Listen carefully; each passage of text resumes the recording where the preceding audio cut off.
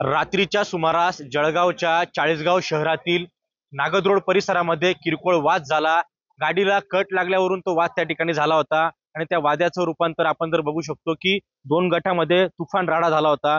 यानंतर या ठिकाणी घटनास्थळी पोलिसांनी देखील धाव घेतलेली होती। मात्र त्या ठिकाणी जो जमाव जमलेला होता त्या जमावाकडून त्या ठिकाणी दगडफेक देखील करण्यात आलेला होता आणि एकंदरीत या ठिकाणी पुढे गवतळा जे पार्क आहे त्या ठिकाणी अज्ञात लोकांनी वाळांची देखील तोडफोड केलेली होती। एकंदरीत या संपूर्ण परिसरामध्ये रात्रीच्या सुमारास पोलिसांचा मोठा फौजफाटा तैनात होता। मात्र आता आपण बघू शकतो की सध्याच्या स्थितीमध्ये आपण नागदरोड या ठिकाणी उभे आहोत, ज्या ठिकाणी ही घटना घडली होती त्या ठिकाणी आपण उभे आहोत। आता सध्या या ठिकाणी पूर्णतः शांतता आहे, पूर्ण या ठिकाणी शांतता पसरलेली आहे आणि एकंदरीत आपण बघू शकतो की सध्या पोलिसांनी त्या ठिकाणी एका जणाच्या फिर्यादीवरून 2 ते 3 जणांविरोधात गुन्हा दाखल केलेला आहे आणि अधिकचा तपास जो आहे चाळीसगाव शहर पोलीस करत आहे। मात्र आता परिसरामध्ये शांतता आहे। हेमचंद कुमार, TV9 मराठी, चाळीसगाव, जळगाव।